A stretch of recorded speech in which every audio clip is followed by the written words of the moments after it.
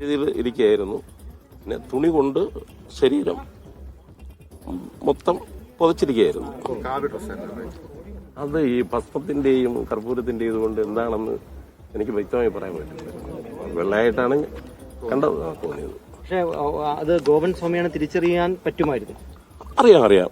എനിക്ക് നേരത്തെ തന്നെ അറിയാമായിരുന്നു. അതുകൊണ്ട് എനിക്ക് വ്യക്തമായിട്ട് ഗോപസ്വാമി എന്ന് തന്നെ അറിയാം. ഇരുന്നതെല്ലാം അതേപോലെ തന്നെയാണ്. പൂജാദ്രവ്യം ഇല്ല, ഈ കർപ്പൂരത്തിന്റെ സ്മെല്ല് അറിയാമായിരുന്നു. കർപ്പൂരം സ്മെല്ലുണ്ടായിരുന്നു. ഉണ്ടാണ് കർപ്പൂരം. എത്ര സമയം എടുത്തു അവിടെ എല്ലാ കാര്യങ്ങളും കൂടി?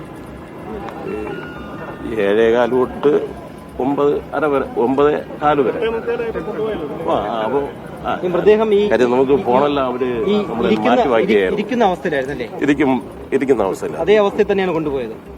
അല്ലല്ല, പുറത്തെടുത്ത് ഇൻക്വസ്റ്റ് നടത്തി. ടേബിളിൽ കിടത്തി മൊത്തം. പിന്നെ ജനപ്രതിനിധികളെ കൂടി നിർത്തി ഫോട്ടോ എടുത്തു. പിന്നെ അതിനുശേഷം ഇൻക്വസ്റ്റ് നടത്തി ആണ് കൊണ്ടുപോയി. ആദ്യം സാന്നിധ്യം ഇല്ലല്ല, പക്ഷെ വായ മാത്രമാണ് ഒരു വല്ലാത്ത ഇതിൽ തുറന്നിരിക്കുകയായിരുന്നു. നാക്ക് കറുത്തിരിക്കും പോലെ ഇരിക്കുന്നുണ്ട്. പിന്നെ വായ്ക്കകത്ത് ഒരു വല്ലാത്ത നിറം, അത്രേ ഉള്ളൂ. അരക്ക് താഴെ കഴുകിയാണ്. അരക്ക് താഴെ അങ്ങനെ ഒന്നും ഇല്ല.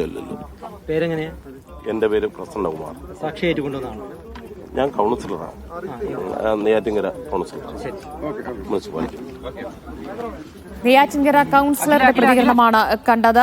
അദ്ദേഹം മൃതദേഹം പുറത്തെടുക്കുമ്പോൾ അവിടെ ഉണ്ടായിരുന്നു. എങ്ങനെയായിരുന്നു മൃതദേഹം? ഇരുന്ന നിലയിലായിരുന്നു, വാ തുറന്ന നിലയിലായിരുന്നു എന്നൊക്കെയാണ് അദ്ദേഹത്തിന്റെ പ്രതികരണം ഉണ്ടായിട്ടുള്ളത്. ഇപ്പോൾ